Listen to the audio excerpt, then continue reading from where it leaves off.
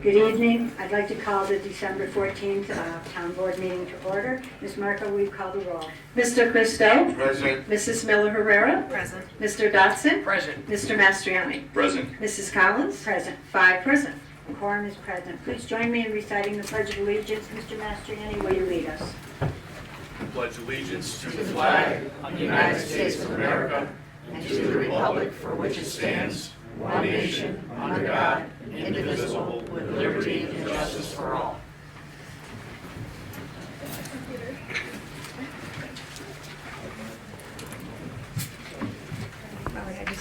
Tonight we have actually 3 presentations, or 2 presentations and a speaker. The first one is Mr. Zamfiri would like to present something to our Rotterdam Police Department. We have the Chief and Deputy Chief of Police here.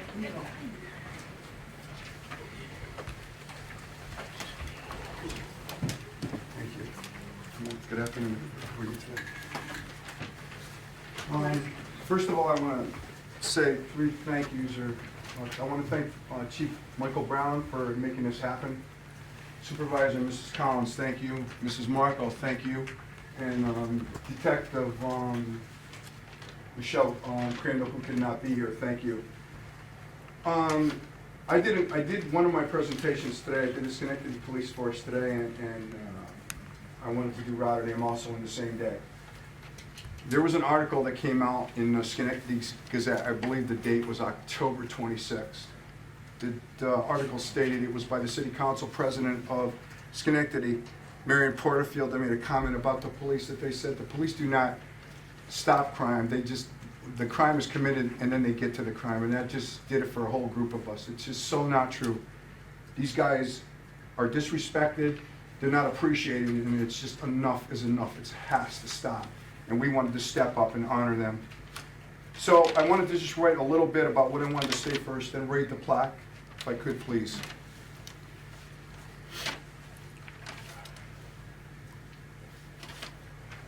It states, when we read and heard a Schenectady City Council person said the Schenectady Police Department and Rotterdam Police Department do not stop crime, they simply handle it after crimes are committed, we knew that was enough, and enough was enough. We had to address this. I wanted to honor these police departments for all that they do. Although there are times that you are not appreciated and you are disrespected, this community does respect you and appreciates all the work you do. I've been a property owner in Schenectady for 20 years, grew up in Rotterdam. I've been involved in Neighborhood Watch for many years, and the police have always been there for me and the community. Every day you get up, you risk your life. You say goodbye to your wives, your girlfriends, your children, and you don't know if you're coming home. And to me, you have the toughest job in this country. No words are not sufficient to tell us how much you mean to us. We appreciate you, each and every one of you, every day. God bless you. If I could read the plaque. Letter of recognition and appreciation to the officers and command staff of the Rotterdam Police Department. You are our real-life heroes. Your commitment to improving the quality of life for our fellow citizens who reside or visit our town is ever present. Your officers put themselves in harm's way, risking their lives every day, keeping our loved ones and community safe. Thank you for your dedication, bravery, and service. We support you and wish you all the blessings you so richly deserve. May the Lord God bless your officers and keep them in the palm of his hands as they protect your fellow citizens. Presented on behalf of the grateful citizens of the town of Rotterdam, God bless you. Thank you.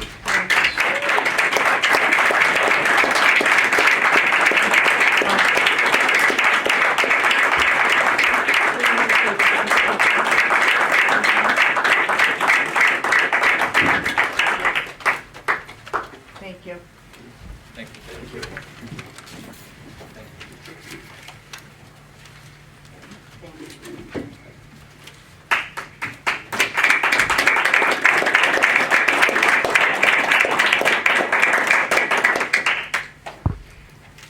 I have a proclamation to read honoring one of our veterans that is turning 100 years old tomorrow. Unfortunately, he is not able to attend tonight, but I'd like to read it into the record anyway.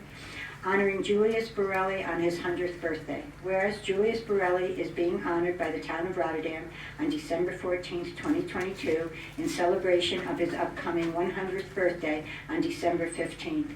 And whereas Julius Borelli was born in House Cave, New York on December 15th, 1922, to Fernando and Livia Borelli, who had migrated from Italy. And whereas Julius Borelli married his loving wife, Antoinette, and settled in Schenectady, New York after his discharge on March 12, 1946, from the U.S. Coast Guard, serving his country during World War II.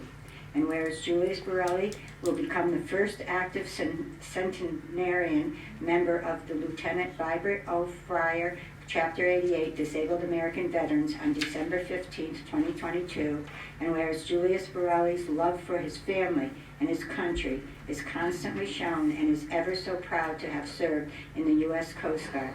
Now, therefore, I, Molly A. Collins, Supervisor of the Town of Rotterdam, on behalf of the Town Board, Town Administration, and all our town residents, do hereby commemorate and honor Julius Borelli for the celebration of his 100th birthday with this proclamation from the Town of Rotterdam.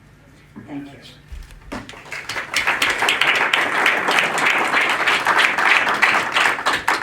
We also have Miss Jackie Hakes. She's from M&J Engineering. This is the firm that helped our residents with the comprehensive plan, and she would like to say a few words.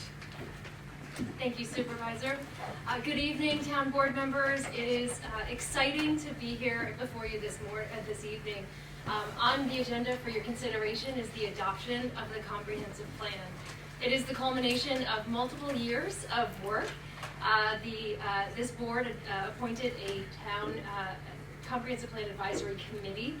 That committee worked over the course of a couple of years through a pandemic and worked with the community members through various public engagement activities to gather input from the community and to shape a draft comprehensive plan, which this board has been reviewing and again provided opportunities for the public through multiple public hearings to consider. And that comprehensive plan lays out a vision for the future of the town. And once the comprehensive plan is adopted, hopefully, should you consider that adoption this evening, the work is just beginning. There is a series of recommendations that will help the town over the course of the next 5, 10, 20 years to achieve that vision that was collectively identified through the process. So it's a very exciting time to be before you again with the consideration of the comprehensive plan adoption. So with that, I wanted to thank the Comprehensive Plan Advisory Committee, all the committee members for staying with this long process, as well as the community members that did come out and participate, not only early on in person, but when we needed to shift to virtual meetings, still participating, and then also to this board for your work over the course of the last few months to bring it to conclusion. So thank you very much. Thank you.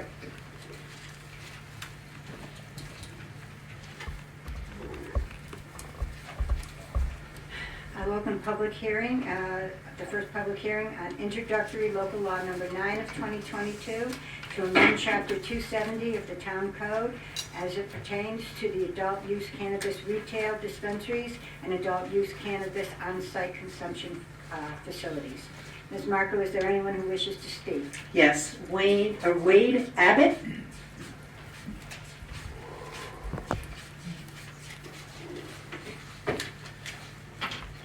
Good evening, members of the town board. My name is Wade Abbott. I'm a resident here on Avenue. I am also the president of the Mohonasen Central School District Board of Education. About a year ago, I was here along with my colleague Erica Montegino, who unfortunately is unable to be here tonight because she's a little under the weather. We came to share our school board's concerns about marijuana dispensaries and encourage the town to opt out of that decision for the time being. We urge the town to do so, to wait and see what the full impact of cannabis dispensaries would be on other communities that have opted in, and also to see what the state regulations would be, which were not even in existence at that time. We urge the town to pump the brakes, take a cautious, careful approach on that. Unfortunately, the previous town board opted to not do so, and that ship has sailed. So now we are left to navigate the waters that lay ahead. Drug abuse is a huge problem in school districts throughout the state and nation, and Rotterdam is no exception. It impacts students and their families. It inhibits their learning. It can cause significant effects, negative effects on students physically and mentally. It is an issue that our school board takes very seriously. And we have seen a significant increase in students using of THC vapes since the marijuana was legalized by the state. We feel strongly that we need to do whatever we can as a community to limit the access of marijuana to underage individuals and address this difficult issue. So while our school board has been trying its best to stay informed about this subject, I doubt that any members of the Mohonasen School Board are experts in zoning or on the minute legal details that may relate to state regulations related to this issue. So therefore, we ask that the town board be very careful, be very diligent, and make sure that you dot all the I's, cross all the T's when it comes to this issue. Please do whatever you can to ensure that cannabis dispensaries and cannabis on-site consumption facilities are located as far away as possible from school district campuses, playgrounds, parks, preschools, and other educational institutions. Thank you. Thank you. Thank you. Thank you. Bob Godlewski.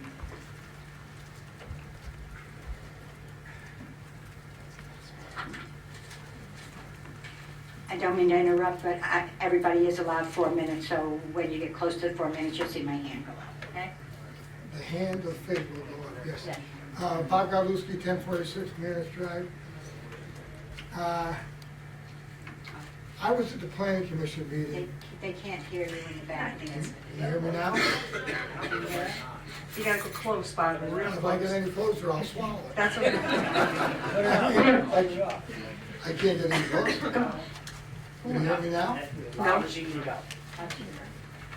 It's an audio error. Anyways, I'll speak up.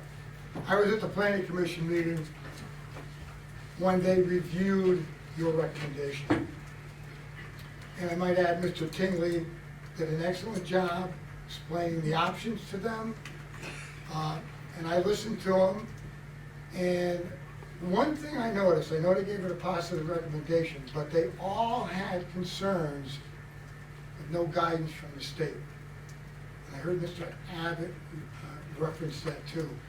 And I guess I feel the same way, because I really don't know where it's going, and I don't think you do either.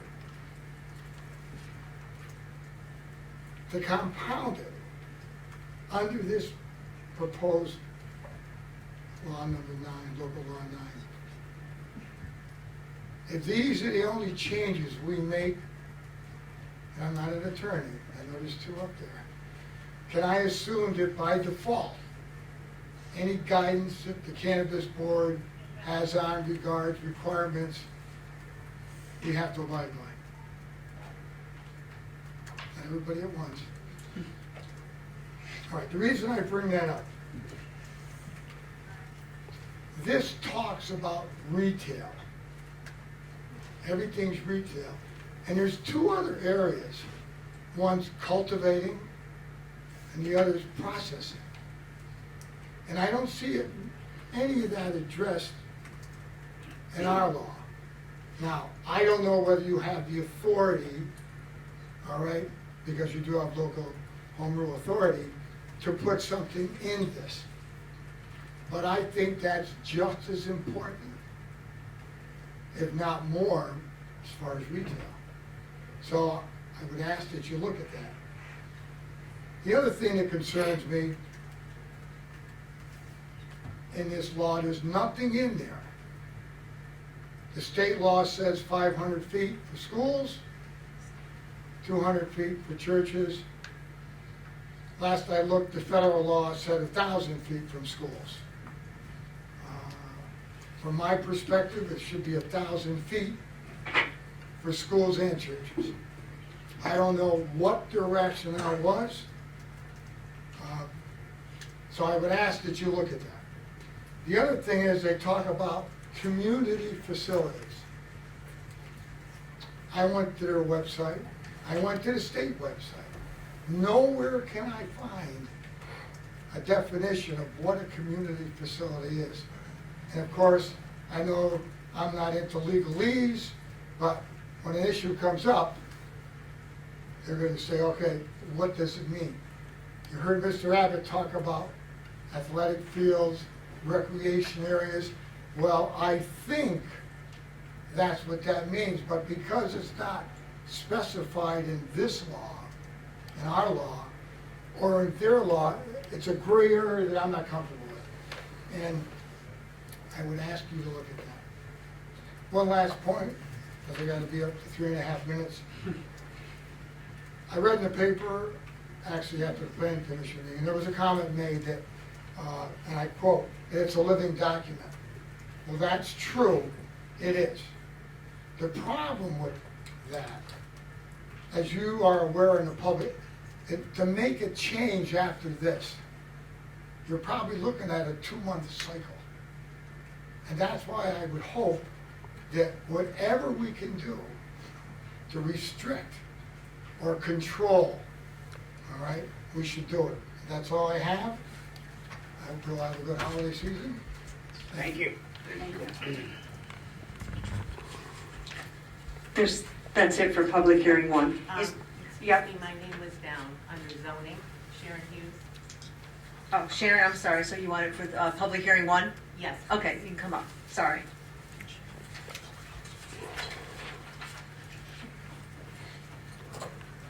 Supervisor Collins and the town board. The state recreational marijuana law, I agree, is unclear and it seems deeply flawed. Last year's decision by the board, which I agree, not many of you, but some, was in my opinion a mistake as well. Those of us who disagreed, and I've heard a few of them, a couple of them today, did because of concerns for our young people. And the bad example that it sets for them. Now the zoning of whose businesses are being discussed now. So far, it has seemed as if it is money over the safety of our young people and the community that drives the decision. Mohonasen School District was concerned last year and reports that they are concerned this year as it affects our young people. I would request that, again, this ship has sailed and it's extremely frustrating that this has happened. It lets our young people know or think that this is okay. This absolutely is not okay. It's dangerous and it's scary to me as a former educator. I would request that no more than 1 dispensary, of course even 1 is too much, be allowed in this small town, and that it be far away from schools, playgrounds, and residential neighborhoods. And I mean far away. On this document here, I noticed that it says that this applicant must provide an efficient means to access the site through means other than by motor vehicle. I'm not exactly sure why that is important. I have seen nothing about young people in this, and that seems to be extremely important. Who cares if somebody has to take an Uber to one of these places? I would like it as far away as possible. Liquor stores have been poorly zoned. There are at least 2 in close walking distance to the middle school and the high school, and I have heard liquor being compared to this. It would be, oh, not any worse, even though I appreciate the person staying to talk to me about that. THC-related and or alcohol-related accidents account for over half of the highway serious or fatal crashes. What are we thinking? We must decide wisely. On a good note, a huge thank you to the board for celebrating our wonderful Rotterdam Police Department. They are truly appreciated and are heroes. So please decide wisely, even though I don't feel the former board decided wisely. Thank you. Thank you. We can't hear back there. Is this working? No. Yeah. It's not working. You were close and you did. Do it again, Brenda. Testing, 1, 2, 3. You gotta come very close. Very close. That's it for public hearing one. Pardon me? That's it for public All right, hearing. is there anybody in the audience that would like to speak on public hearing number one, but didn't sign up for whatever reason? I didn't sign up for the public one. Can I speak? Yep. That's what we're asking. Well, yeah, okay.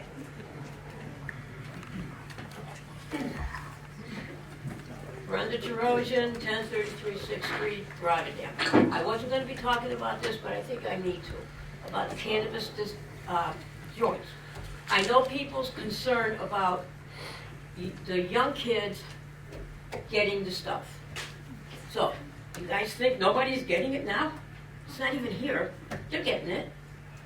Plus, if we don't do this, the 4% tax that we would get from that will go to Schenectady or other places. We're hurting for money. So why won't we, I agree that you need to get it away from the school kids. But don't use the school kids as an excuse, because those kids are getting drugs as it is anyway. And cannabis, marijuana, is a recreational drug. I kind of use it because I am in chronic pain.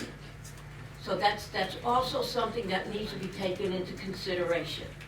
You know, if the young kids want to get drugs, they're getting it. You're not going to stop that. You're not going to stop kids from getting drugs. And if they card them like they card them for the alcohol, they're not going to get it from these dispensaries. They'll get it elsewhere. So you guys got to do something. We need the revenue that will be coming from the dispensaries. You can put as far away as you want it from the high schools, but you got liquor stores that are all close by. We don't have a problem with that. That's all I have to say. Thank you.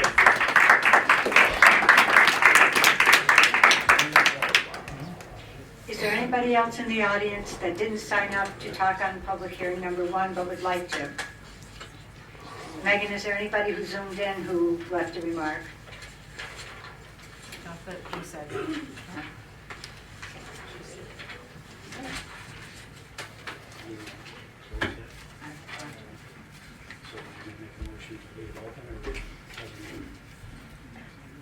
Sure, go ahead. I'd like to make a motion to leave the public hearing open. I'll second that motion. Clerk will call the roll. Mr. Christou, Yes, to keep the hearing open. Mrs. Miller Herrera, Yes. Mr. Dodson, Yes. Mr. Mastriani, Yes. and Mrs. Collins. Yes. 5 yes to keep it open. Motion, motion passes. On public hearing number two, it's for the potential enactment of introductory local law number 10 of 2022 relating to the establishment of a 12-month moratorium on solar farms and solar power plants. Is there anyone who wishes to speak? There's a lot. It's Josh, and I can't read the last name, S-H-A-N, Chantel, maybe? No, S-H-A-U-L. Thank you. Good evening. I'm Josh Shaw, I'm the business manager of Laborers Local 157. We're located at 348 Dwaynesburg Road in Rotterdam. I represent roughly 500 members who make their living working on construction projects. The renewable energy industry is one of the fastest growing segments of our workload, with good paying jobs and benefits. It was mentioned at a previous meeting that there are plenty of construction jobs and my members can go work somewhere else. Well, my members do work other places, across this state and across other states. They sacrifice their time from their families and their loved ones to ensure that they can provide a roof over their heads and food on the table. So when the opportunity comes up for jobs in their own community, we're going to fight for them. So they can be home and tuck their children into bed at night. They can go to their child's basketball games, soccer games, dance recitals, or gymnastic events that unfortunately they have missed out on in the past because they're trying to provide for their families. This is why we support local jobs for local people. So I just have a breakdown of what a roughly 20 megawatt project would do for my membership, roughly 40 jobs for a 12-month period. So 40 jobs per member, 12 months is roughly about $80,000 a year in wages. For 40 people, that's $3.2 million for a 12-month project. Pension. My members, each one will get a $120 credit for their pension. In 20 years, that'll be worth, if they collect for 20 years, that's worth $28,800. For 40 people, that's $1.1 million in pension benefits. Annuity. Per person, each person working 12 months would incur $6,760. With our current investment return over our historical data, in 20 years that's worth $16,618 per person. For 40 members, that's $665,000 in their annuity over 20 years. Healthcare. So our healthcare, there's no payroll deductions, nothing comes out of their check, it comes out of the package. So for 40 members, that's roughly, for family coverage, it's roughly 90 belly buttons. For a one-year project, they're gonna get 2 years worth of health insurance for themselves and their families. Again, that's $3.2 million in wages, $1.1 million in pension payments over 20 years, $665,000 in annuity over 20 years, and 2 years worth of health coverage. And again, my members all live in the surrounding areas. I have 38 active and retired members from the Rotterdam area that either are collecting a pension or are building their pension, for the future. So a one job, 40 members, 20 megawatt, has a huge impact on my membership and the economy. Thank you. Thank you. Thank you. Kimberly Scannell.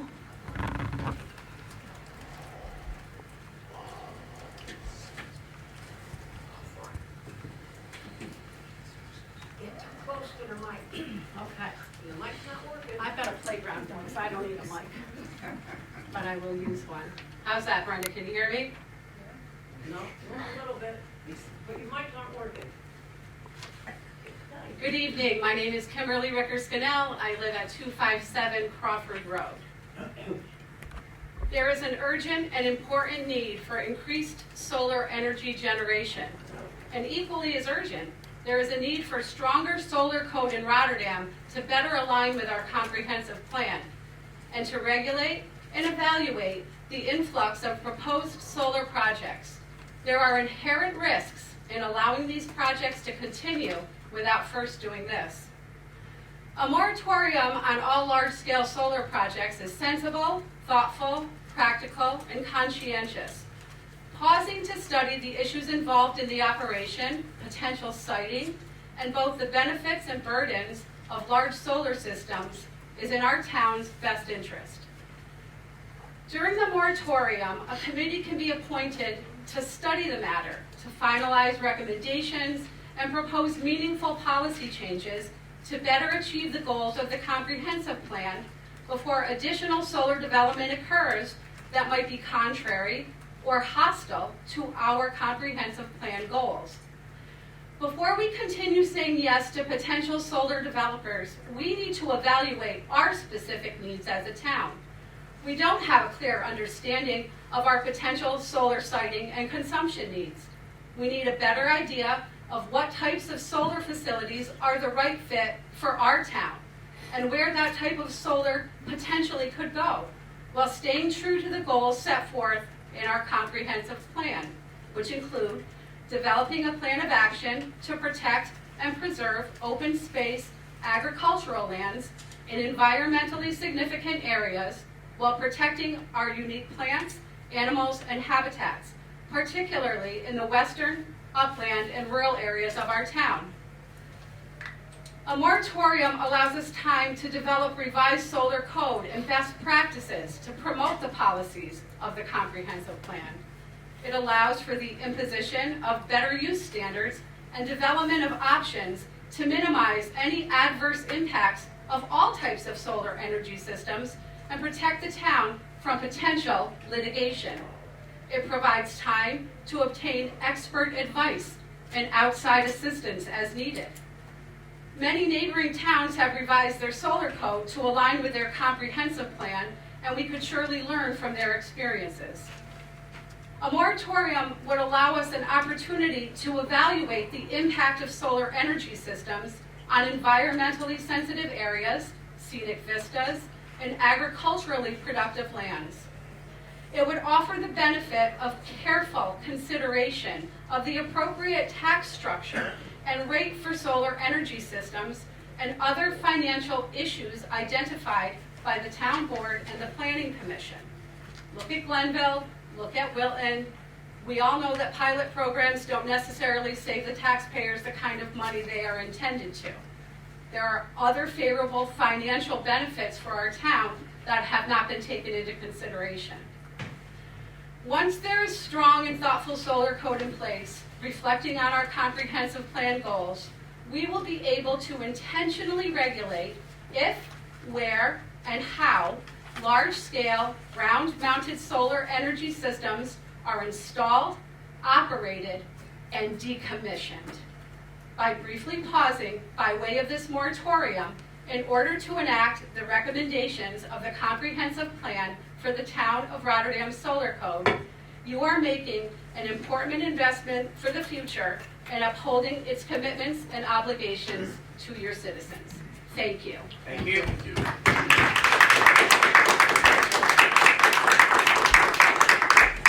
Lynn Panicia.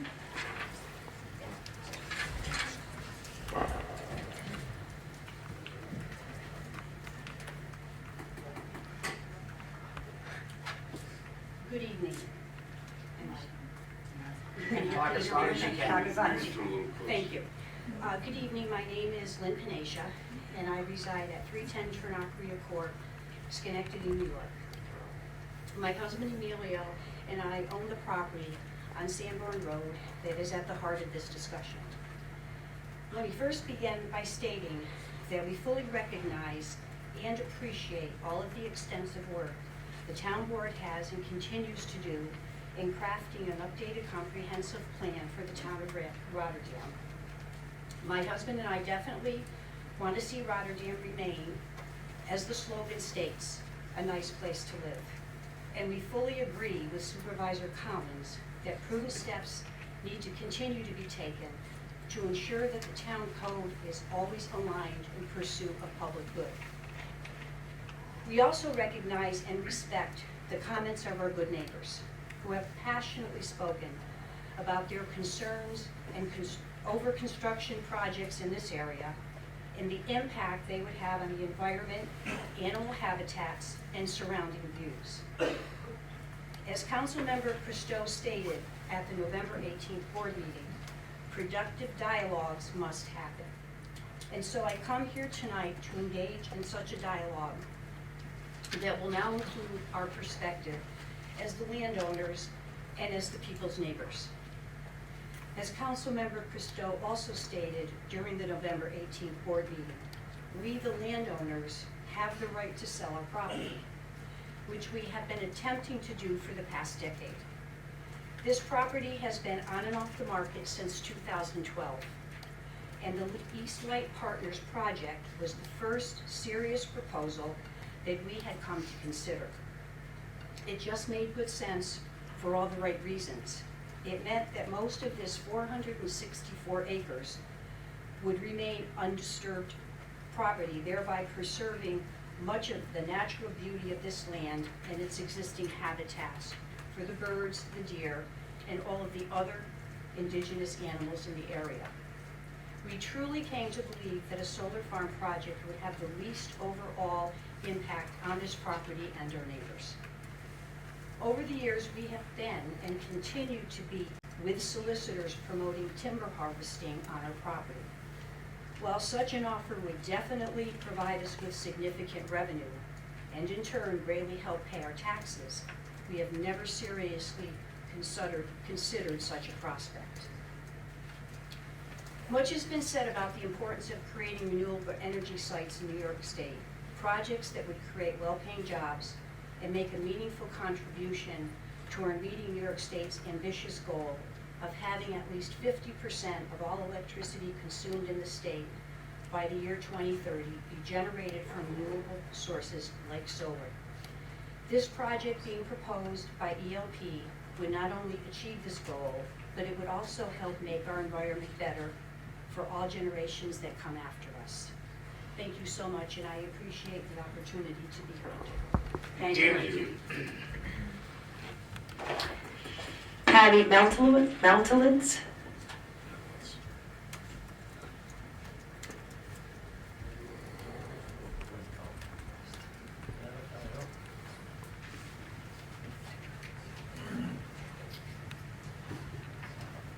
good evening. My name is Patty Madowitz. I live at 457 Sanborn Road in Pattersonville. Thank you for the opportunity to speak. And Madam Supervisor, I have a question. I have my own statement, and I have three Please get closer statements. to the mic, I'm sorry, we can't hear back here, I apologize. Thank you, Brenda. Is that better? Oh, yeah. Much. Thank you. Madam Supervisor, I have my own statement, and then I have three short statements from folks that couldn't make it today. Do I have your permission to read them after my statement, or should I give them to Ms. DeMarco? I would give them to Ms. Marco. Okay, we'll do that.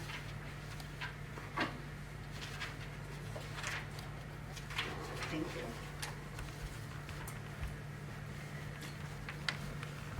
Okay, so you want me to read these? Is that what you're telling me?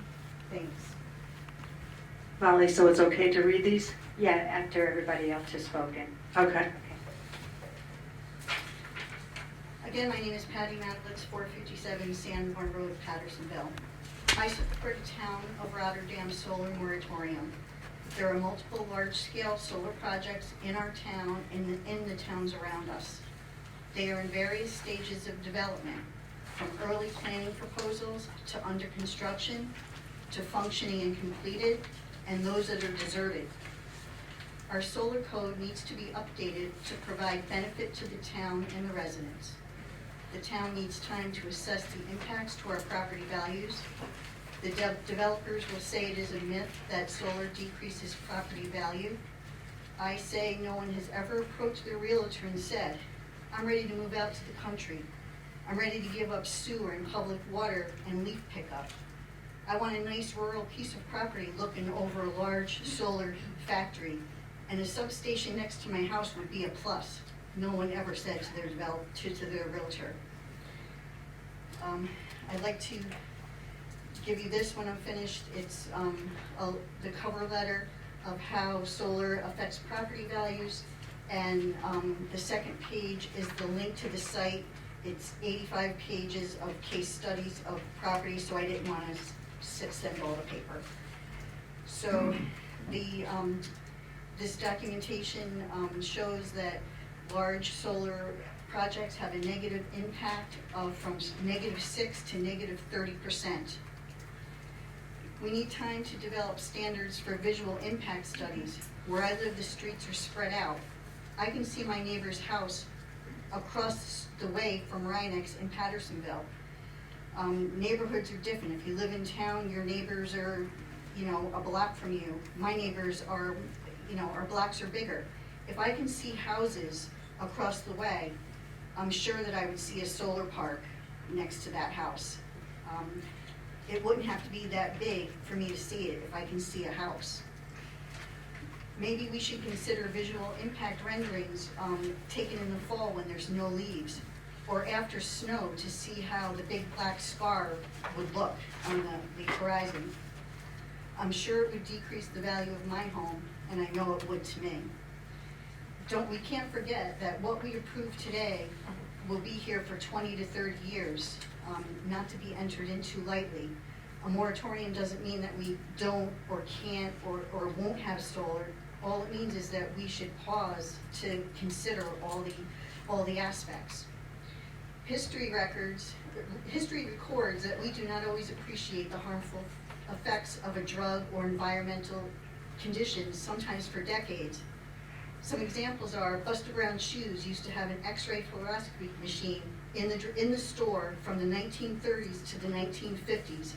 Children and adults could X-ray their own feet and see how their shoes fit. We thought it was safe. 20 years later, it was determined that ionizing radiation is harmful and the effects are cumulative. The drug DES was given to pregnant women from 1940 to 1971 to prevent miscarriage. After 31 years of use, it was determined that it causes genital defects, abnormalities, and vaginal cancer in the children that it was designed to protect. I have that documentation that I will give to you to say. Asbestos was used for centuries, and now we all know it causes cancer.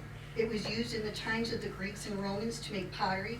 It was used as a fire retardant in modern times. Well, it took a long time for us to know that it's a carcinogen. You do the math on that one. Remember Love Canal, the community built on a landfill which was approved for safe development. Love Canal should always be remembered as a historical example of why not to rush, and that governing officials and decision makers are fallible. It was an environmental disaster and a tragedy to all humans affected.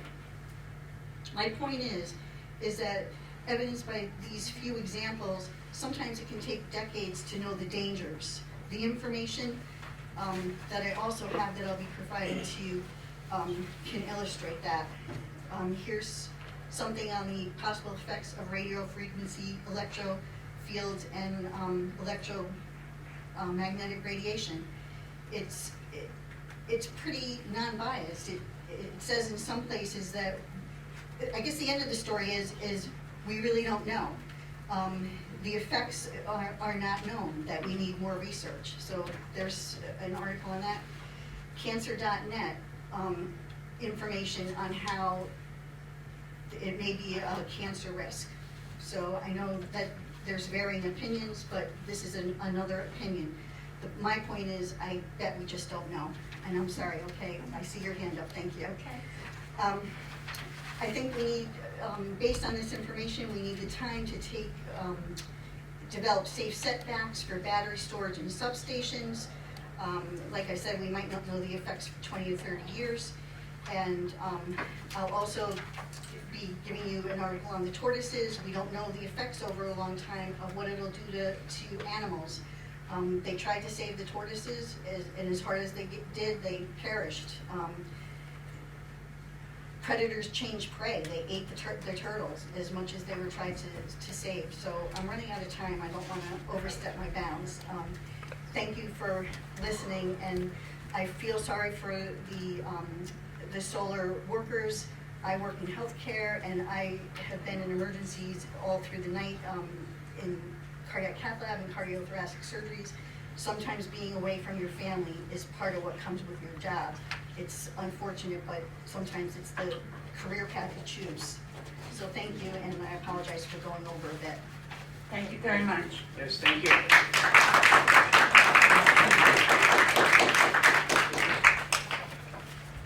I'm kind of jumbled up here, I That's okay. apologize.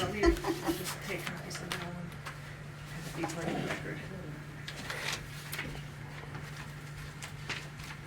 Oh, and here's a picture, just so folks can be reminded of what a substation really looks like. Super, thank you so much. Thank you. Thank you. Melissa DeMonica?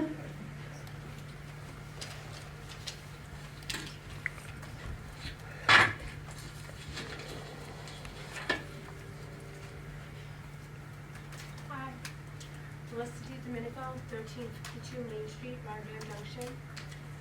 I would just like to say that I did not prepare a speech, but I think that the moratorium is the best bet for us to follow, due to the fact that on 5S, we already have a solar farm that no longer functions. Nobody took care of it through the spring and summer while the grass grew over it. Nobody is planning on taking it down, and I'm pretty sure in the next couple of years, it's gonna cost the taxpayers to dispose of the field due to the fact that that company had already abandoned it. It was only up for a few years. I do not know how many residents benefited from it, but most of the residents in Rotterdam Junction did not benefit from that solar farm. I understand that we need renewable energy, but I don't think that we fully know what it's gonna cost the town in the long run. It may provide jobs now, but how much is it gonna cost us to get rid of those panels? And what's it gonna cost us in our water that we have now? We have testing on waters. Rotterdam Junction's water is actually pretty good. While it's hard, it's a good water source. And you wanna put solar panels up on a mountain where everything comes down. All of the animals that are on the bike path, we put all that money into the bike path. And when people go there, they wanna see all the animals that are out in the ponds and stuff, and we're threatening all of that. So I think that we should have a 12-month at least so that we could study the effects of that location. Thank you. Thank you.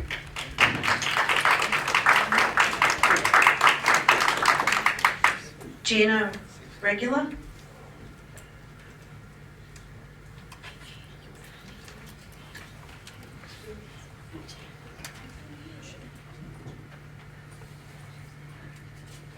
Good evening. My name is Gina Regula. I live at 278 Crawford Road, Schenectady, New York.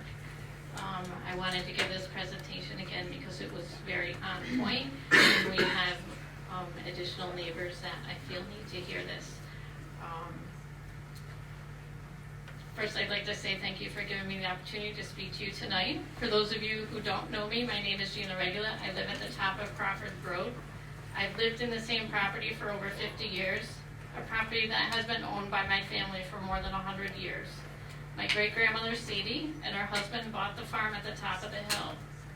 I grew up learning from my grandfather Harold C. Goodnow how to grow vegetables, raise animals, provide food for family, friends, and neighbors. I remember him delivering bushels of potatoes, fresh eggs, and other vegetables to his friends and family, cutting firewood and bringing in hay. These same things my family continues to do today. This is the same property where I raised my daughter Sadie.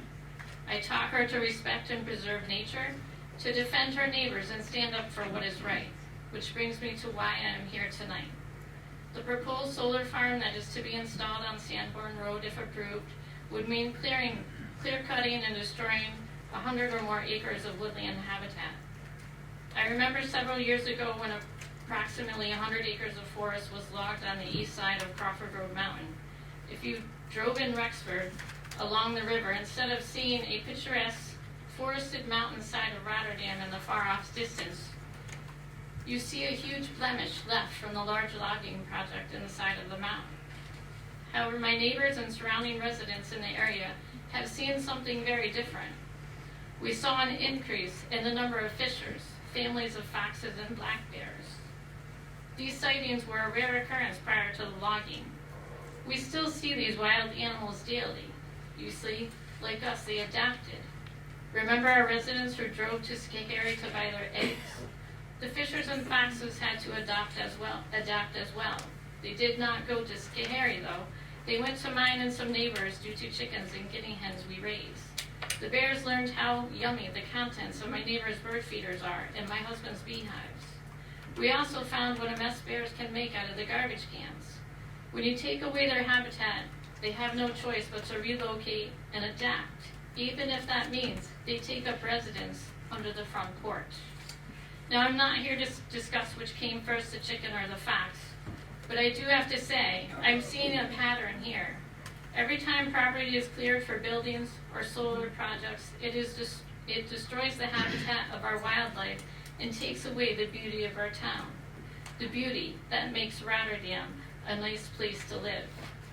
Just because the trees and wildlife do not have a voice does not mean that it is abandoned or underutilized land, because it is clearly the wildlife's habitat, and they agree Rotterdam is a nice place to live. I'm very happy to see that the Rotterdam Comprehensive Plan states it's looking to preserve the unique beauty and resources Rotterdam has. But the plan needs to include specifications regarding large-scale clean energy projects. A moratorium is needed to establish and put on hold any proposals so that we can keep Rotterdam a nice place to live. Thank you.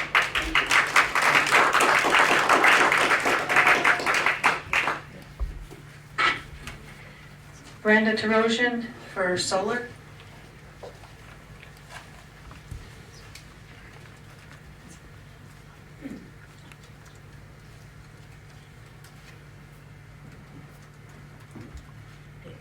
In case you don't know who I am, I'm Brenda Terosian in Rotterdam. I think my full address, 1033 6th Street. I'm not here to speak about people. I'm going to be here to speak on behalf of the wildlife in Rotterdam. They want to clear 150 acres to put up a solar farm.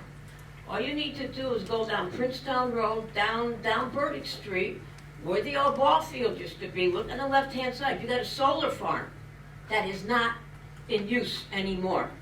It's an eyesore. So, if Rotterdam, I understand it brings jobs, and I'm not against people having jobs. I am against taking a rural area, displacing all these animals. Somebody's got to talk for them also. You need to put a moratorium on this, but we do not, unless you have a way of figuring out how you get rid of that solar farm off of Burdick Street that I go past all the time. This doesn't work. How you guys gonna take care of that? Plus, this is gonna be using up 150 acres. Residents like where they are. They like to see the beauty. Other people that come over to our area on that side would like to see the beauty. I'm sure they don't want to see a bunch of solar panels. I don't like seeing solar panels on people's houses. Again, solar farm off of Burdick Street. It's not in use anymore. And they cleared away acres to have that solar farm. It is no longer in use. So is this going to happen again? Over there, 150 acres, you guys going to clear that acres out? And if it doesn't work in 10 years, it's going to be right there, an eyesore. And you displaced animals, foxes, in Rotterdam, in this part of Rotterdam. We have apartment buildings going up. They knock down the terrain. I'm seeing animals come in my home that I've never seen before because they need to go someplace. People are complaining about them. Complain to the town that allowed apartment buildings to go up in Rotterdam. You're going to be doing the same thing on the west side of Rotterdam. You need to put a moratorium on this. You need to do a thorough investigation, a thorough study, and then figure out what you're going to do with all these wild animals that are going to lose their home. I'm sure you wouldn't want some construction company coming on your block and saying, oh, we're going to knock all this down to do this. I'm sure none of us would like that. I don't want to see a full solar farm. And do you guys have a way of decommissioning it? Do you have a way of getting rid of that solar farm that's on Burdick Street? Because it's there, and it's an eyesore. But I'm here for I'm here for the residents. Don't get me wrong, guys. Somebody needs to speak up for the wildlife because they can't. And when they start invading people's homes and properties and make a mess, then people are going to complain. It's not their fault. It is the fault of Rotterdam wanting to do something that they haven't even really studied, investigated enough. Nothing against the workers, the 80 people that it will have working, but you know what? You can't get rid of the nice part of Rotterdam. You already did it down here, not you guys, but whoever was, already did it here. You see more apartment buildings than you see homes. Might as well live in New York City. I don't want to be in New York City. I want to be Rotterdam. I want this to be, quote, a nice place to live again, because right now it isn't, in my eyes. Thank you. Thank you. Jamie Fergus.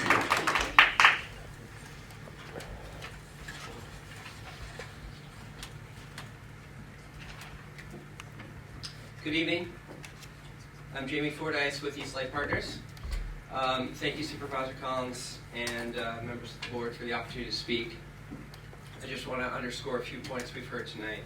First from Lynn Panesha, speaking for herself and her husband Mel as property owners with an interest in hosting a solar project in Rotterdam. As longtime members of the community, they are without question wanting to do the right thing for their property in the future, and for them, solar is it. Of all the development opportunities that came before them for consideration, housing developments, harvesting for timber, solar was the one that, from their perspective, made sense. One that put the property to productive use, but also meant the vast majority of the property would remain undisturbed and preserved for the wildlife and the scenic beauty of the area. And the opportunity with the least overall impact on the property and the neighbors. Meanwhile, they've been paying taxes on 464 acres for over a decade, and rightly should be afforded to make use of their property for some good. We also heard from Josh Shaw, speaking for the New York State laborers, who also sees the promise that the state's transition to renewable energy holds for good jobs and a strong economy. Everyone should go have a look at their website, renewablejobsny.org. Click play on the video on the homepage and hear from them, not us, as to why local jobs boost the economy. And for Local Laborers 157, it does not get more local. than Rotterdam. We've had very productive dialogue with Leuna and 157 from the start. We're 100% committed to working with them to ensure that labor for our project at least is sourced locally. But it's difficult to make progress and build on momentum in an industry with stops and starts at every turn. You know, the moratorium the town is poised to pass tonight introduces at a minimum a 1-year delay to these efforts, potentially introducing new red tape, moving goalposts for a project like ours, well-intentioned landowners like the Panatias, and laborers like those that Josh represents. All of that said, we support due consideration and recognize the feeling articulated both by the town board and the planning board that this is a moment to confirm that the right protections are in place for Rotterdam and the benefits will flow that are due.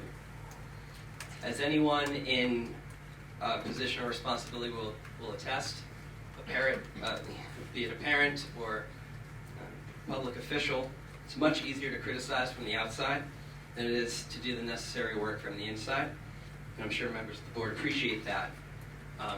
We come to this with an understanding that our transition to renewable energy needs to advance with some pragmatic sense of scale. And we've put an incredible amount of work into identifying what we view as a low-impact site, working with the Panatias, other key stakeholders like Local 157, Town Planning Commission, NYSERDA, Metroplex, and others to minimize the impacts and maximize the benefits of solar intent.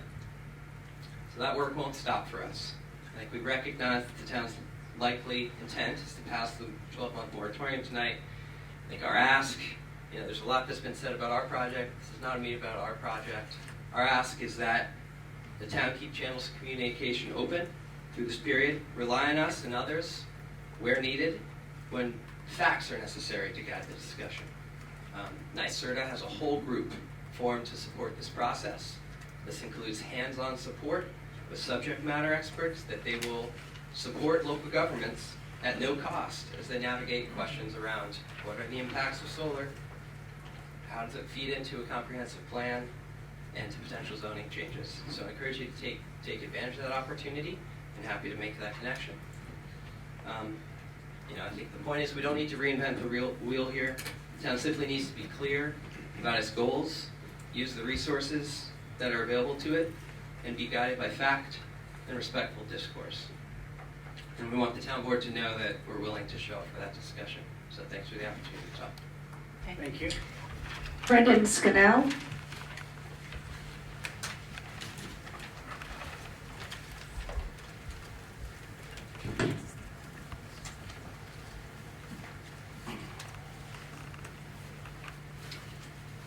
Good evening. My name is Brendan Scannell. I live at 257 Crawford Road. There isn't too much more to add to what we've heard tonight. I'm here to encourage you to pass the moratorium. I feel that the large-scale solar projects clearly do not align with the comprehensive plan. And from what I've heard from many of our neighbors, Patty told us all about rushing into it, and I couldn't agree more. She gave us lots of examples. We've heard from Gina about talking about the biodiversity and the loss thereof. We're talking about the carrying capacity for that area, what it can hold and what it can't hold. And the reason her chickens are being eaten and the garbage is getting raided is because the carrying capacity is getting smaller and smaller if we start taking things out. And that's the truth of the matter. I said before, you're going to take a large, diverse ecosystem and you're going to make it down to something that's nothing but field mice and voles. Right? I too want jobs. I'm all for it. But it seems that we do have jobs, there's jobs taking these ones that are decommissioned, and we could get rid of those. I don't know why, as everyone has talked about that tonight. Why are they still up? Why are we not moving forward with those? Which brings us to, what are we going to do in 20 years with this? As these systems become antiquated and new ones come in, what is the cost of taking them out then? It could far outweigh the benefits of putting this in. So I encourage you to put the moratorium in place. I do not see the hurry in this. Why are we moving so fast? And the sun's not going to stop shining. So a year from now, we'll still be there and they can bring the project up then. Thank you very much. Thank you. Molly, if no one else is going to be speaking, because they haven't signed up, I can read these, but I don't know if you want to see if somebody else wants to speak. Sir?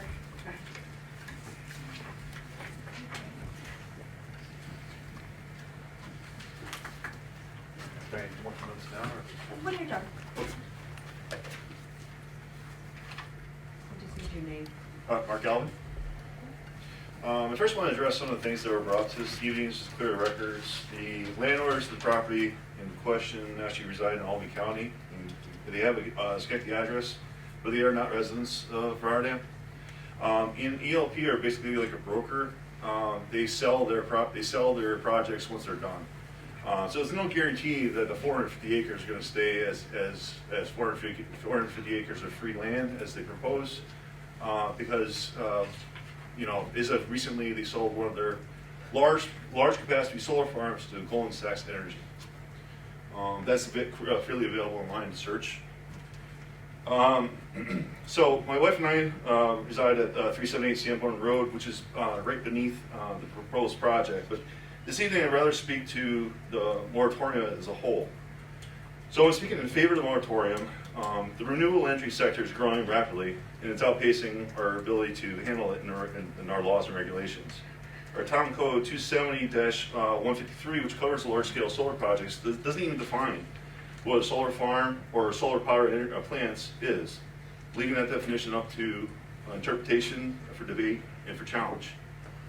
In section C, paragraph 2 of the same code, the code states development and operation of a solar farm or solar power plant system shall not have significant adverse impact on fish, wildlife, or plant species, or their critical habitats.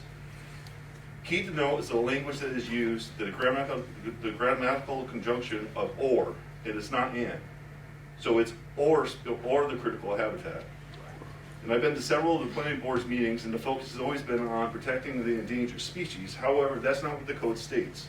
The code states that it does not directly harm, it does not direct the town to only consider protecting or endangered species with the wildlife and the natural habitats as a whole. Another concern is that the code simply mentions that the land was once cleared is preferred over land that wasn't. This also has not been clarified. So what defines land as once cleared? Is it it's been cleared for 10, 15, 20, 40, 80 years or more? Is a land once cleared considered cleared forever? The head of the planning department in the last board meeting stated that the uses of GIS systems, global information systems that the town has to look at historic photos to determine if land was once farmed or not. I'm not sure if anyone has the opportunity to see these photographs, but I have. Prior to 2001, the photographs are very low resolution. The United States Department of Agriculture has a database on all farms and their farm numbers in the United States. The USDA should be the town should utilize the USDA's information to determine if a land has been farmed. Not photographs taken 20 or 40 years ago that can be barely identified. There's been a conversation about mature forests being a concern for clearing. Depending on the definition of mature forest, this could potentially allow for clear cutting of a majority of the wood areas in our town. And are the residents okay with this? Are we okay with cutting down woods that has been growing for 20 plus years, but since it hasn't been reached the definition of mature, it can be destroyed? Forests can take over 100 years to be established. Brush and shrubs are beginning the infancy stage of what will one day become forest. Our town needs a planning board that is knowledgeable in all aspects of our solar farm projects. The kind of expertise and the resources, whether it be human, computer, application-based, must be in place so that when applications are put forth, our town can be assured that it is feasible and is aligned with what the residents of this town want. An example is the U.S. Geological Survey Mapping Service application. This is an online tool freely available for everyone to use that shows, amongst other things, the depth to bedrock, the water table to soil surface, as well as the wetland delineation. The only thing I also want to bring in point here is that the town has been utilizing the DEC to help with the delineation. DEC's only regulates wetlands that are up to 20 acres or more. 20 acres or less is regulated by the United States Corps of Engineers. The tool also provides guidance in the usability of land, including solar. The tool also shows that the project proposed on the property and the nearly surrounds my home has bedrock close to the surface, which will not only make it difficult to do the necessary digging and drilling, but will also allow runoff, and then it will be nowhere for it to go, and no trees, no shrubs, no bushes to absorb. This tool also shows that there is limited use for solar projects in the hills of Rotterdam. The fact that our code is so loosey-goosey allows for companies to come in and exploit our code, our natural beauty, and claim they are in compliance. Our town is already experiencing the challenge of enforcing laws we already have. Monolith Solar came and installed it in the last quarter of 2020. Their 2-acre solar farm of 5S in Rotterdam Junction stands today unkept and, to my knowledge and belief, not maintained. Our code states, it already has a code in place that says a solar project that's not inoperative for 1 year should be decommissioned and removed. This has been over 2 years now. In the summer, the burdock plants were seen growing up through the openings of solar arrays, and land was not maintained, creating a fire hazard and therefore a health hazard to residents. Until the town is able to establish ways and means to properly regulate and enforce the current code, I urge the town to pause and stop all solar initiatives, especially since we have one that's being proposed that would be the largest solar project in the capital district to date. The town is failing to protect our residents by not having the ability to enforce the codes that are already on the books. And in place for solar projects, we need a moratorium to take a step back, take a breath, perfect the language on the books currently, and to better be more and craft a better, more responsible solar project that includes large capacity systems not only for today but for the future. The code should also include a way to capture a tangible benefit to our citizens. Our neighbors to the west in town of Waynesburg have already took the step, and this is the right thing to do now, and it should be done. Thank you. Thank you. Thank you.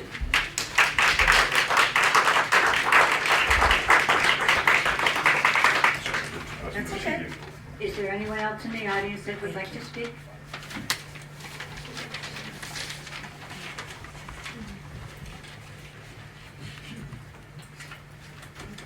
Good evening, Kyle Quinn, 807 Sanborn Road. I just really wanted to, everybody said, I agree with a lot of stuff there. But I believe that a 12-month pause, a moratorium is the only way to go. It's not stopping any jobs. I mean, we all know how the economy has been doing over the last couple of years, especially here. I mean, I'm in the construction business and it's been booming. But you got to go. There's highs and there's lows, and everybody adapts to those. And sometimes there's an abundance of work. Sometimes it's harder to find work. That's part of the job, really. It's part of construction. We actually in Rotterdam, we live in a pretty. I always thought about this, but more recently, we live in a pretty unique town. Not really sure how many towns you can go and grab a bunch of great Italian dinner, and then within a few miles away in a 10-minute drive, see probably one of the most scenic valleys between here and the Adirondacks. So, that's a pretty unique area. Most places it's one or the other. You're either in the country or you're in the town. You're in the city area. Not many have both. We only have so much, vacant land left in the town of Rotterdam that hasn't been developed. I see this all the time. Like I said, I'm in the construction business, especially the town of, for example, the town of Colony, with, citizens. Whenever a new development or anything new goes in, everybody's up in arms about preserving the town. Well, that should have been done 80 years ago, 90 years ago. They should have done what we really should do tonight and take this moratorium. We don't want to end up like Colony. Once it's gone, it's gone. That's it. Once the decisions have been made, they've been made, and you can see that everywhere. So that's again, that's all I have to say. And thank you. Thank you.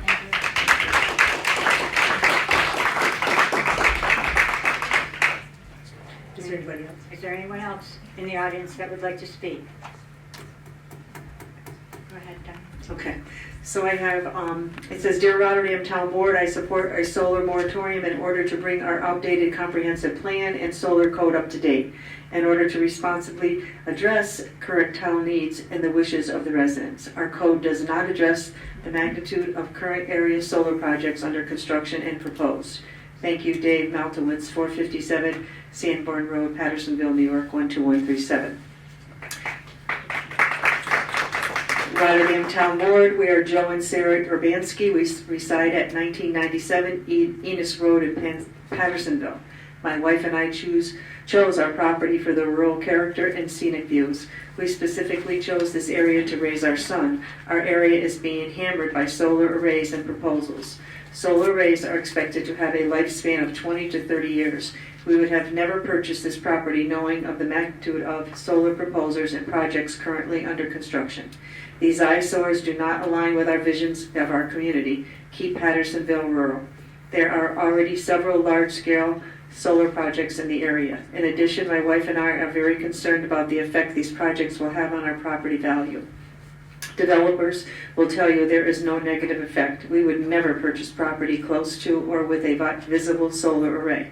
My wife and I endorse a solar moratorium for Rotterdam in order to update the comprehensive plan and develop modern solar code. Sincerely, Joe and Sarah Urbanski, 1997 Ennis Road, Pattersonville, New York.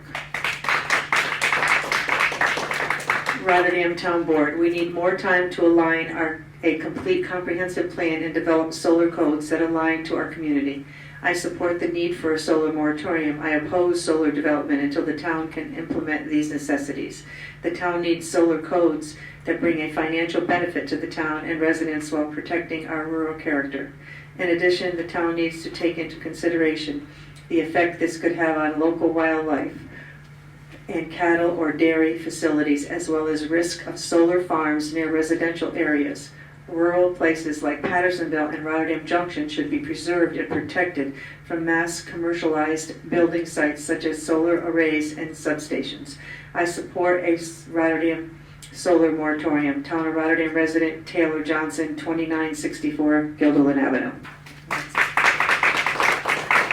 Now, is there anybody who is on Zoom who made any comments that they would like to either say themselves or have you read? Nobody did, no. I'll entertain a motion to close the public hearing. I'll make that motion. Motion by Mr. Dodson. Do I have a second? I'll second it. Second by Mr. Mastriani. Clerk will call the roll. Mr. Christo? Yes, to close the hearing. Mrs. Miller Herrera? Yes. Mr. Dodson? Yes. Mr. Mastriani? Yes. And Mrs. Collins? Yes. 5 yes to close the public hearing. Motion passed. All right, we'll now go to privilege of the floor. Ms. Marco, is there anyone who wishes to speak under privilege of the floor? Edward Griesmer?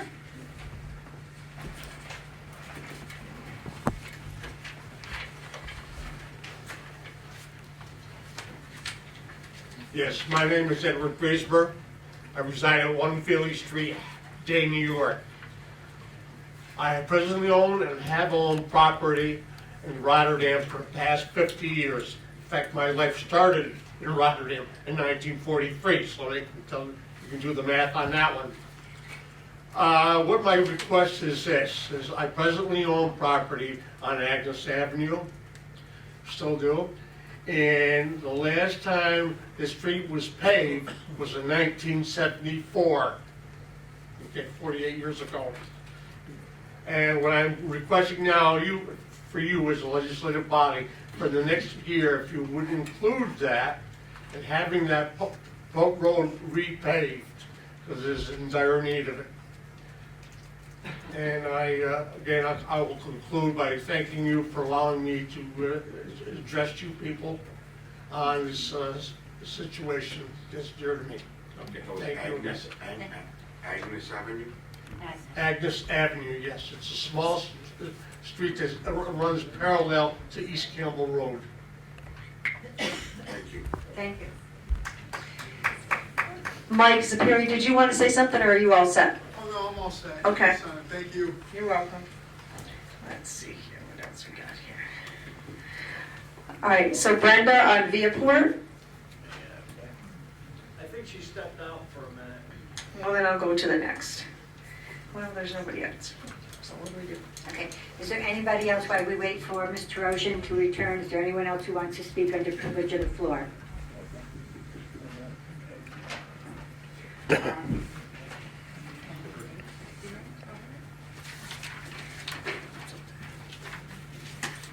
Out of respect, I will wait a little while to see if Ms. Terosian comes back, okay?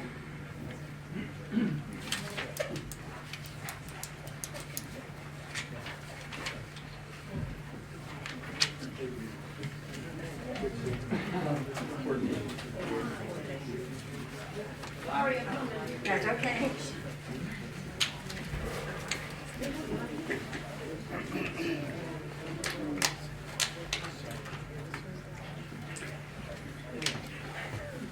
Brenda, it's on the Viaport.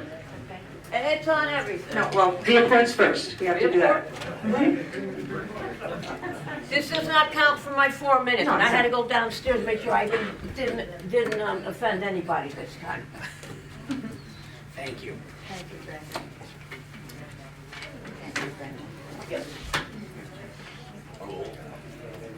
Oh, I should have done that. God, I should have done that. Merry Christmas. This is about the airport?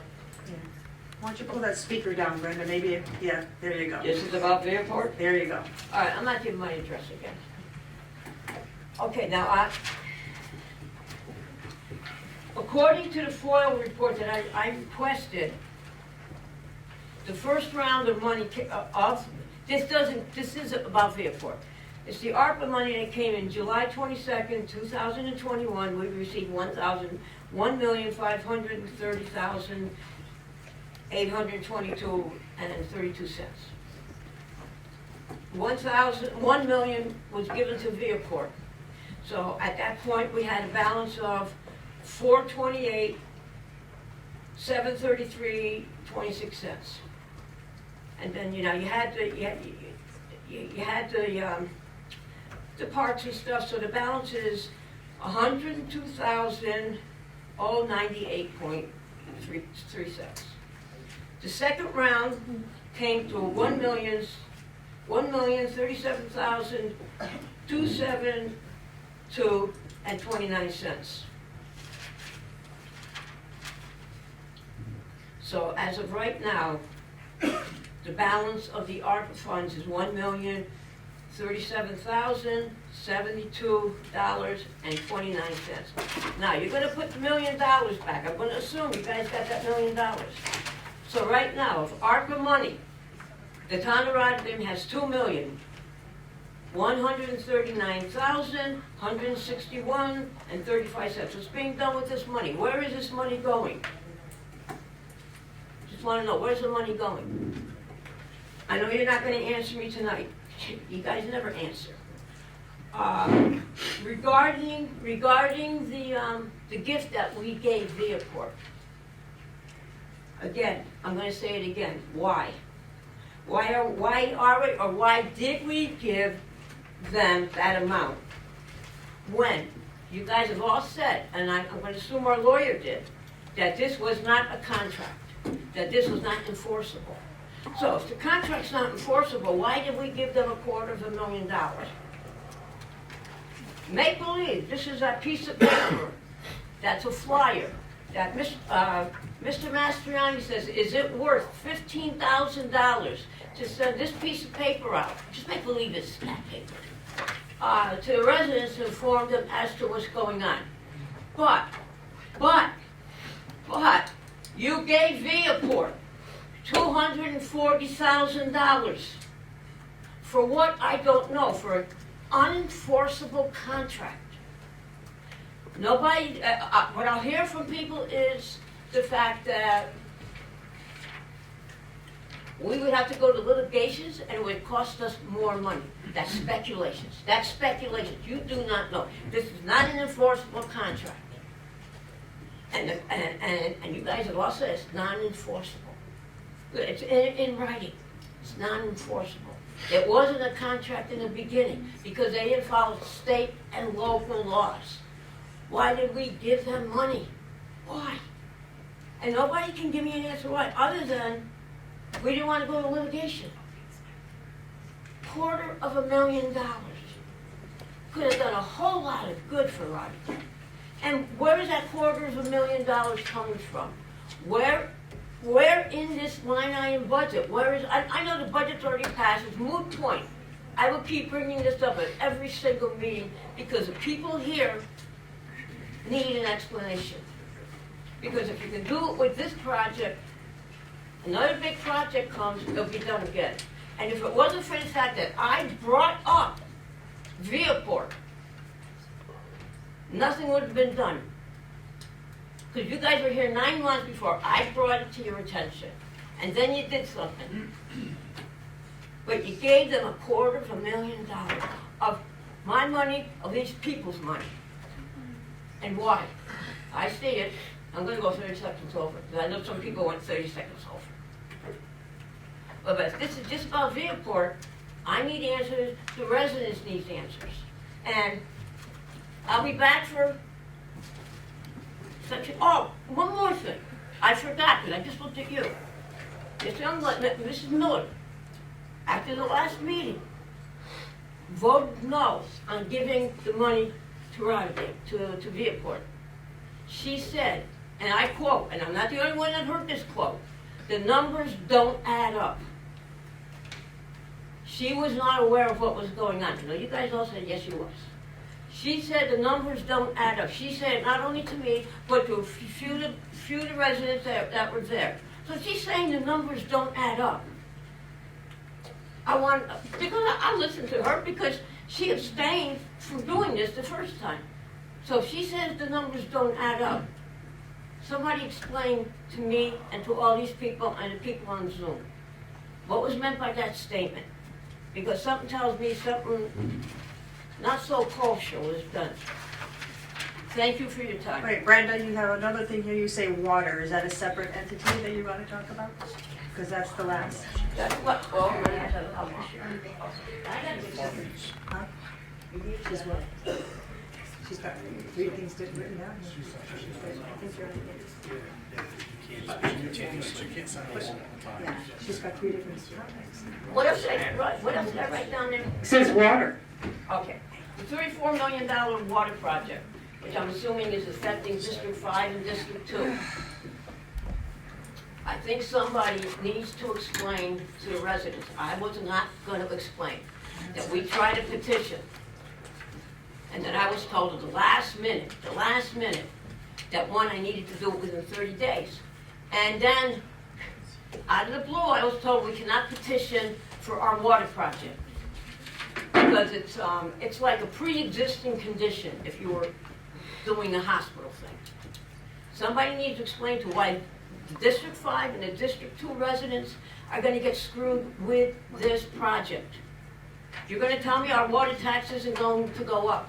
Who's paying for this? Where's the money coming from? And how much? How much is our taxes going up in District 5 and District 2? Because you guys already hyped us once. And, you know, we got residents that don't have that. You're gonna jack us up like you did the other people last year. We can't pay for it. We don't have the money. I understand you needed this project and why we're on that water thing.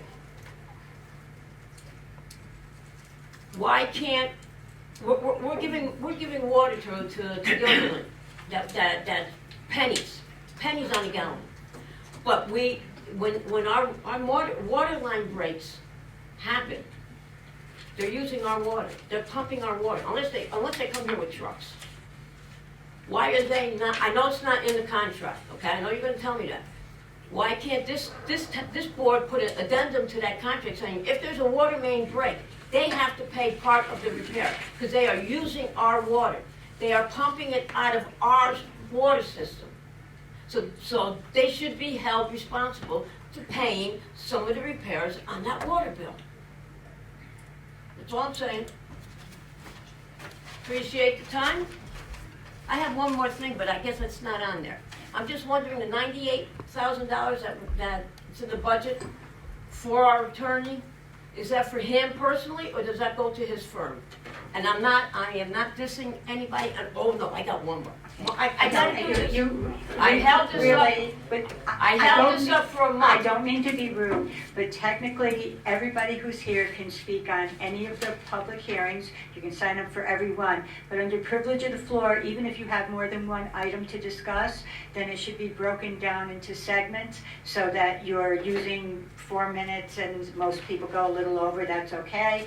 But it's really just, your privilege of the floor is only just once. I just need to bring this But up. I- Because it was brought up at the last meeting, and I was criticized at the last meeting by a public official. That needs to be brought up. I understand. The last time you let somebody talk for 10 minutes.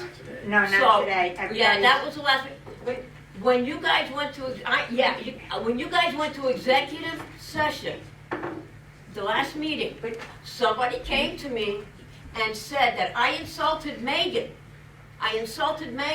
When I brought up the fact that the $2,000 for the town meeting, for the Zoom, could be done by a resident, not a resident, a college student getting credit. And then after you guys went to executive session, somebody came to me and said, I insulted Megan. Okay. I did not insult Megan, but I don't need to be attacked. I don't need to be rude, but really, I got you. past your time. Is there anyone else who didn't sign up but would like to speak under privilege of the floor? Go ahead. Could I speak on solar at this point? On privilege of the floor, yes, you can speak on anything.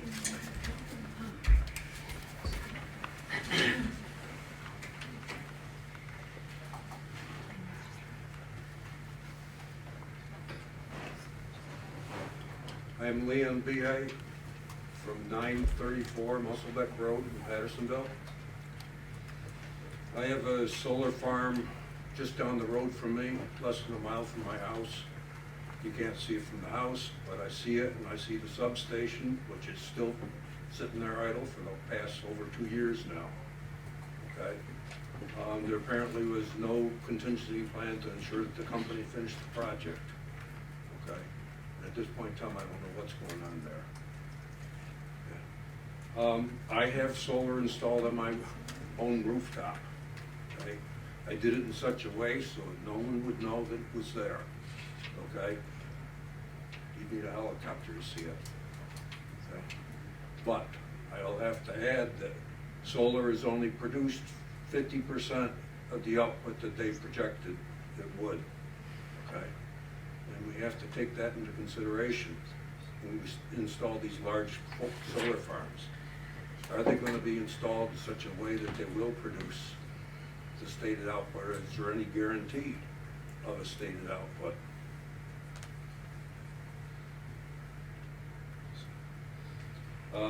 We also have to find out what went wrong on Burdick Street. Why has that one been installed and then abandoned?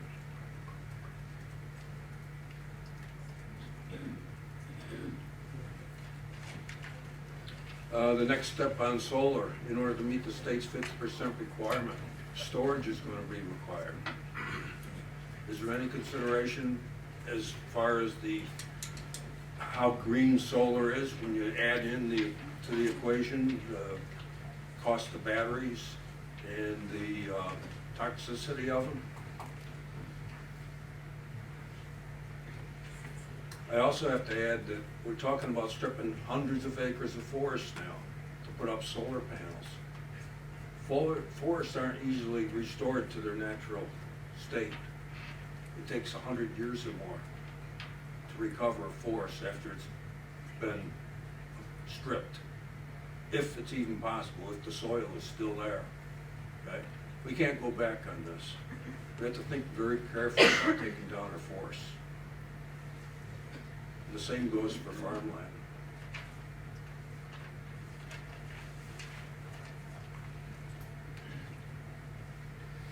And the other thing about forests is, what about our aquifer? We're putting up acres and acres of this on top of our aquifer. Where's our water going to come from? That's all I have to say. Thank you. Yes, thank you.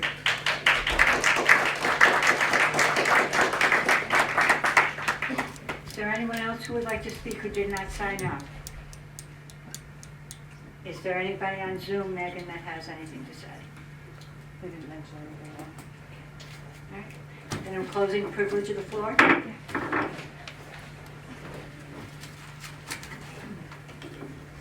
Our first resolution is Resolution 328 of the year 2022. The clerk will read. To accept town board meeting minutes. Is there any discussion?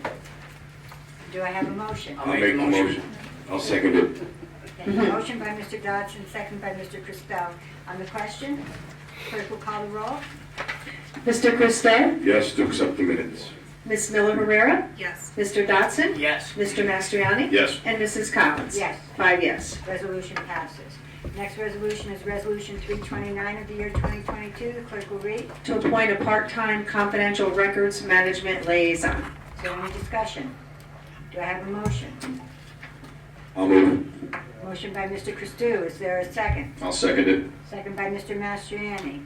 On the question. Clerk will call the roll. Mr. Christou? Yes. Mrs. Miller Herrera? Yes. Mr. Dotson? Yes. Mr. Mastriani? Yes. And Mrs. Collins? Yes. 5 yes. Resolution passes. Next resolution is Resolution 330 of the year 2022.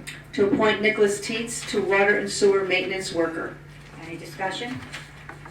Do I have a motion? I'll make the motion. Motion by Mr. Dotson. Do I have a second? I'll second it. Second by Mr. Mastriani. On the question, clerk will call the roll. Mr. Christou? Yes. Mrs. Miller Herrera? Yes. Mr. Dotson? Yes. Mr. Mastriani? Yes. And Mrs. Collins? Yes. 5 yes. Resolution passes. Next resolution is resolution number 331 of the year 2022. The clerk will read. To appoint Peter Greisler to water and sewer maintenance worker. Any discussion? Do I have a motion? I'll make the motion. Motion by Mr. Dotson. Do I have a second? I'll second it. Second by Mr. Mastriani. On the question, clerk will call the roll. Mr. Christou? Yes. Mrs. Miller Herrera? Yes. Mr. Dotson? Yes. Mr. Mastriani? Yes. And Mrs. Collins? Yes. 5 yes. Resolution passes. Resolution number 332 of the year 2022. Clerk will read, rather. To authorize change order 2 for the well field chlorination building with Brunswick Electric, Inc. Is there any discussion? Do I have a motion? I'll make the motion. Motion by Mr. Dodson. Do I have a second? Second. Second by Mr. Christou. On the question, clerk will call the roll. Mr. Christou? Yes. Mrs. Miller Herrera? Yes. Mr. Dotson? Yes. Mr. Mastriani? Yes. And Mrs. Collins? Yes. 5 yes. Resolution passes. Next resolution is Resolution 333 of the year 2022. The clerk will read. To authorize a release of retainage to Brunswick Electric, Inc. Is there any discussion? Do I have a motion? I'll make the motion. Motion by Mr. Dodson. Do I have a second? I'll second. Second by Mr. Mastriani. On the question, clerk will call the roll. Mr. Christou? Yes. Mrs. Miller Herrera? Yes. Mr. Dotson? Yes. Mr. Mastriani? Yes. And Mrs. Collins? Yes. 5 yes. Resolution passes. Resolution 334 of the year 2022. The clerk will read. To authorize a permanent easement to National Grid for the Ingram's Rotterdam project. Is there any discussion? Do I have a motion? I'll move. Motion by Mr. Christou. Do I have a second? I'll second. Second by Mr. Dodson. On the question, clerk will call the roll. Mr. Christou? Yes. Mrs. Miller Herrera? Yes. Mr. Dotson? Yes. Mr. Mastriani? Yes. And Mrs. Collins? Yes. 5 yes. Resolution passes. Resolution 335 of the year 2022. The clerk will read. To authorize an agreement with Osfield and Waldorf Land Surveyors LLP. Okay. Is there any discussion?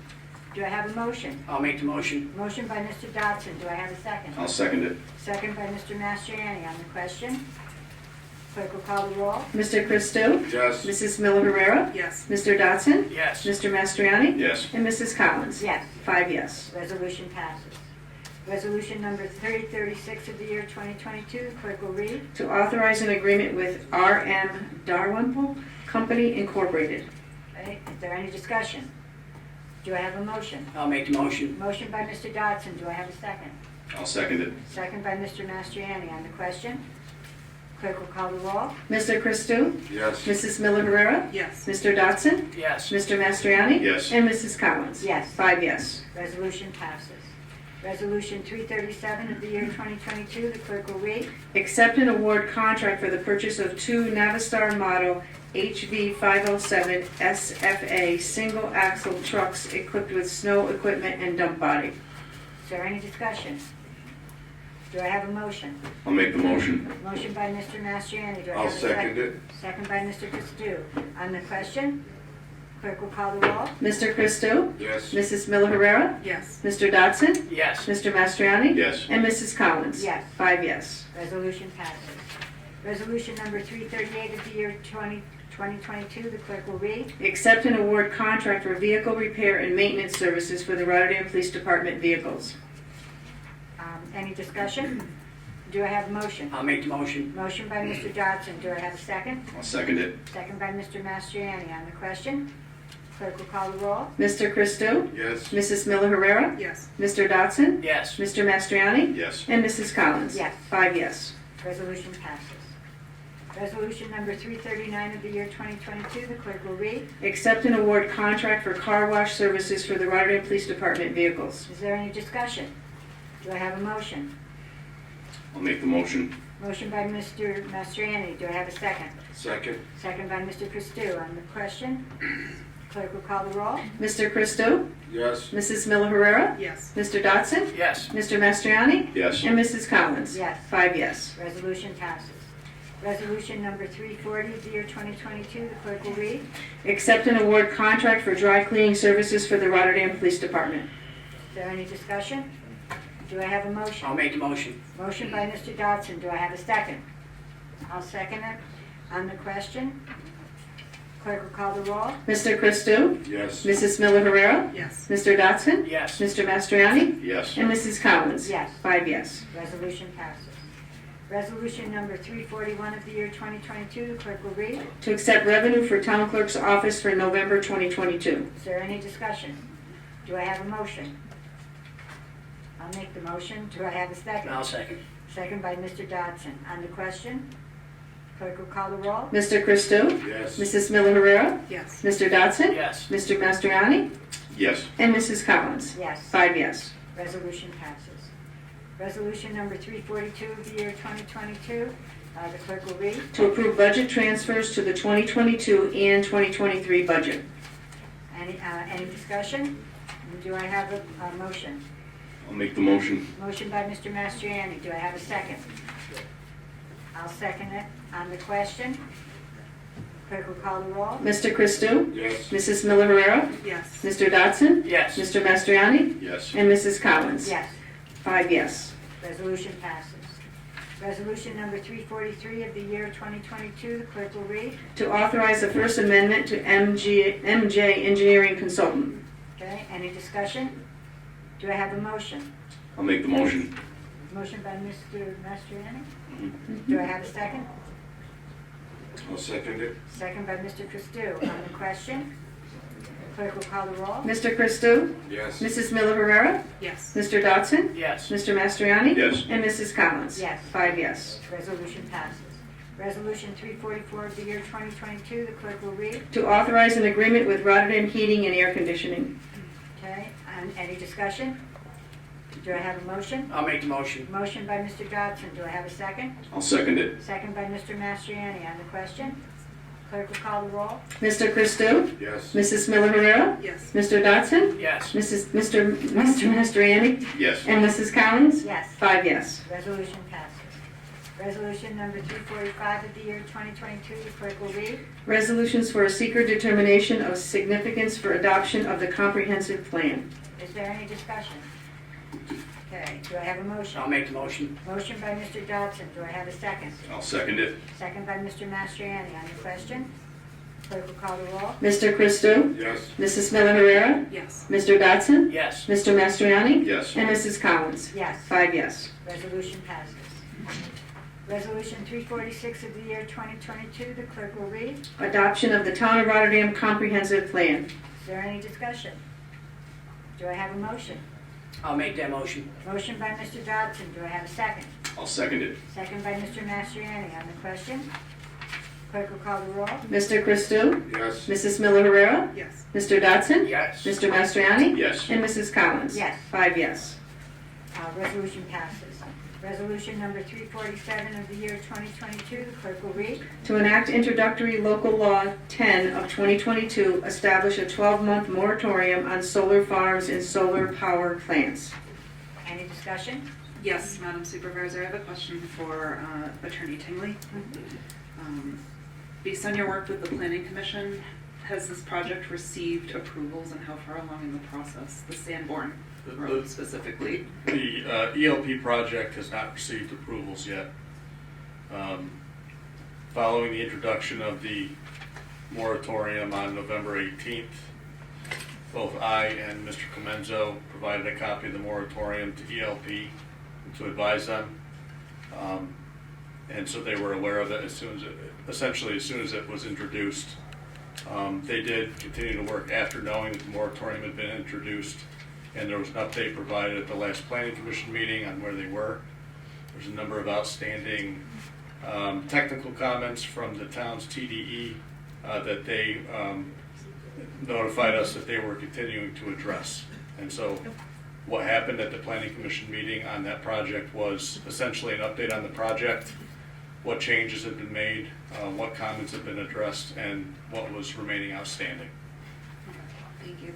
So at this point, the moratorium as drafted would impact and basically cease all work on our end on that project while we work to address our zoning laws. The language of the moratorium as currently proposed would apply to that project in its current state. Okay. Thank you. Is there any other discussion?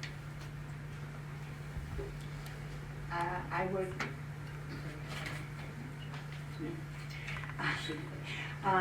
Again, it's not that I have anything against solar or this particular project, but I am deeply concerned whether or not we have the code in force to protect our residents when things have to be decommissioned, all right? That's all that's my feeling on it. I'm not against green energy. I have nothing against any particular project, but I really feel that our code has to be brought up to date to make sure that our residents in the future are not ending up with, a bill that they didn't plan on getting. So I wanted to make that clear before I voted. I have one more question. I apologize if no one else has anything. Mr. Tingley, I have another question for you. The property owner discussed other offers to harvest timber on the land. It's over 400 acres. What, if any, approvals are required at the town level for them to go forward with timber harvesting on that property? I'm not prepared to answer that tonight. I don't know the answer to that as I sit here.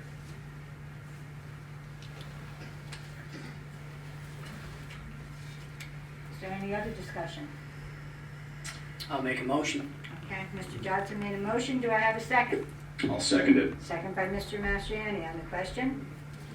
Clerk will call the roll. Mr. Christo? Again, just a short explanation on my vote. I'm kind of the one who kind of got this ball rolling. A couple of things that were said tonight that really need to be repeated. This is not an anti-solar legislation, and this is not an anti-jobs legislation. This is a pause to consider all the aspects. The devil is in the details, and unfortunately, successful documents, for every question somewhere there's a documented answer, and right now there are a lot of questions regarding solar and not a lot of documented answers. I'm even more concerned with the solvency of the industry in itself and how many, we have one or two in our area already that have been abandoned. What's the end game? How are we holding these companies' feet to the fire? Mr. Fortis's intentions might be very great. All of a sudden, East Lake Partners ends up in the same place as Monolith. What happens to that property? What happens? All these questions are unanswered, and we need to make sure there are, insurances and decommission plans that are funded and solvent, and so many other questions. And location. There's probably many places where solar will not impact a neighborhood, solar will not impact wildlife, that we should definitely consider. I always thought on top of the Old Town dump would have been a good spot for a solar project. I don't know if that's feasible or not, but at the end of the day, we need to be prudent, and we need to make sure that our legislation has kept up with this fast-moving industry, an industry that is, being promoted from the governor's level down to the county level, down to the town level, but it seems like we're putting the cart before the horse. Therefore, I vote yes for the moratorium. Mrs. Miller Herrera? To explain my vote, I am okay with a 12-month moratorium. We were given options of 12 or 18 months, and I think 12 months is appropriate. an appropriate timeframe to explore and evaluate what changes we need to make. So I am voting yes. Mr. Dodson? Yes. Mr. Mastriani? I will be voting yes, and it's one of the biggest issues that we have to address is where our energy comes from and how solar electricity factors into that. The 12-month moratorium is going to allow us the opportunity to understand particular projects as well as the general environment that is making this issue. Why are they popping up, and what are the environmental impacts? What are the there is a premise at the core of this that it's to save the future planet from overheating. But at what cost will that come? What is that going to do to our electricity rates this year, next year, and it's just what is the prudent path forward? So my vote is yes. Mrs. Collins? Yes. 5 yes. Resolution passes. Our next resolution is... Our next resolution is Resolution 348 of the year 2022. The clerk will read. To authorize the purchase of one Kubota tractor for the Parks Department. Okay, is there any discussion? Do I have a motion? I'll make the motion. Motion by Mr. Dodson. Do I have a second? I'll second it. Second by Mr. Mastriani. On the question, clerk will call the roll. Mr. Christo? Yes. Mrs. Miller Herrera? Yes. Mr. Dodson? Yes. Mr. Mastriani? Yes. And Mrs. Collins? Yes. 5 yes. Resolution passes. Resolution 349 of the year 2022. The clerk will read. To authorize health care insurance contracts for 2023. Is there any discussion? Do I have a motion? I'll make the motion. Do I have a second? I'll second it. Second by Mr. Mastriani. On the question, clerk will call the roll. Mr. Christo? Yes. Mrs. Miller Herrera? Yes. Mr. Dodson? Yes. Mr. Mastriani? Yes. And Mrs. Collins? Yes. 5 yes. Resolution passes. Resolution 350 of the year 2022. The clerk will read. To call for a public hearing concerning the applications of Buchendale Temple Association, Cypress Shriners, Schenectady Shrine Club, and Notre Dame Bishop Gibbons School for a hardship determination and licensing in connection with conducting bingo games of chance operation within the town of Rotterdam. Is there any discussion?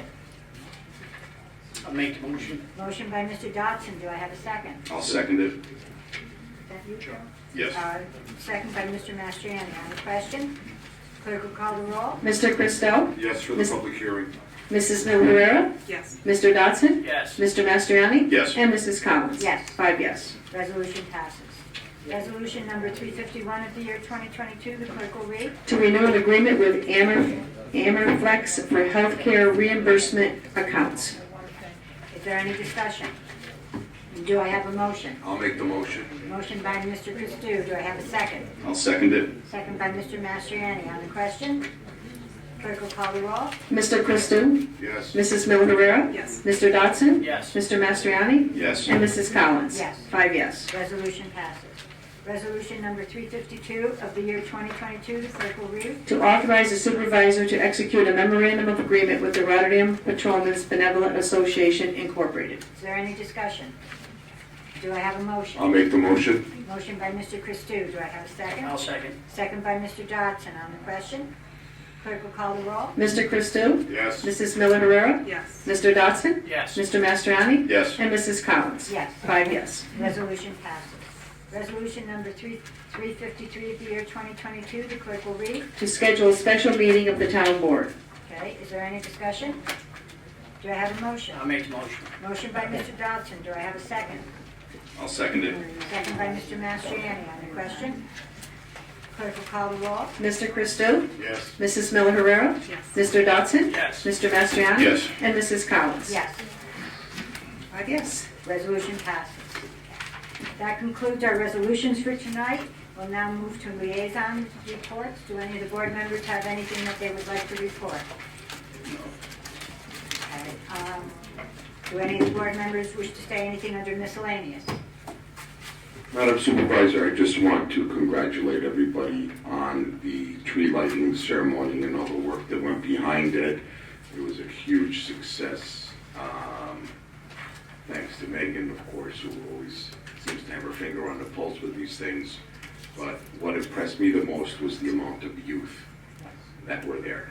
And anytime you can get the youngsters away from electronics and into the outdoors, it's a successful event. Congratulations to all of you.